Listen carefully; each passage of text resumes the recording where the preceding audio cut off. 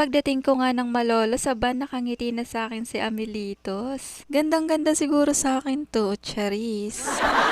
Kung makikita nyo nga mga ka-idol, palagi ko 'tong bina-vlog.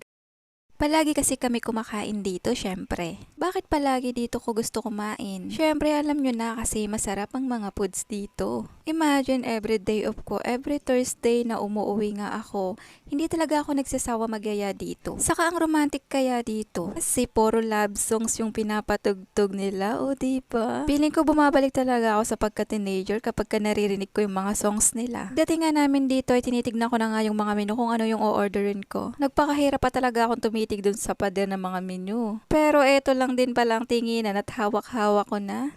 Kunwari pa nga nag-iisip ako pero ang orderin ko rin naman ay chicken barbecue at wala namang nagbabago ron. Isa pa nga sa nakakalibang dito, yung habang inaantay mo yung order mo, meron silang soup. Alam nyo rin ba na nakatatlong soup ako bago dumating yung order ko? Ang sarap kaya talaga neto. Alam nyo ba na ilang beses ko na rin tinangka na gayahin yung pagluluto neto pero hindi ko talaga makuha yung lasa. Siguro nga totoo yung sinasabi nila na kapag nagluluto ka, kailangan samahan mo ng pagmamahal. Kaya lang wala tayo nun kasi tayo lang palagi yung minamahal. Abay, unfair, charis. Paubos na nga yung huling soup na hiningi ko.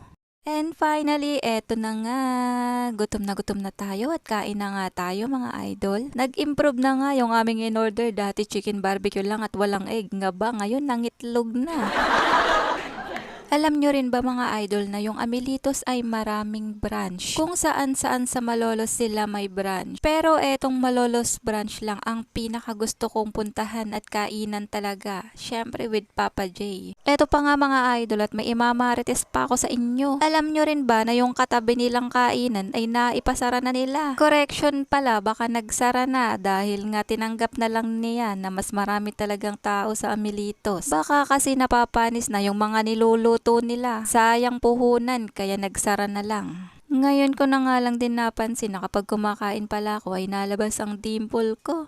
O diba, san ka pa kahit kumakain ay napaka-cute niyan. Dahil medyo gabi na nga, syempre binilasan ko na rin kumain dyan. Nauna nga matapos kumain si Papa J, sabi ko nga ay magbayad na siya habang hindi pa ako natatapos at nang mamaya ay diretso uwi na nga kami. At ayun na nga sa counter. Binibidyohan ko nga dahil nga bigay ko ay 500 pesos at bangak ako hindi bigay ang suklet. Ayan na nga.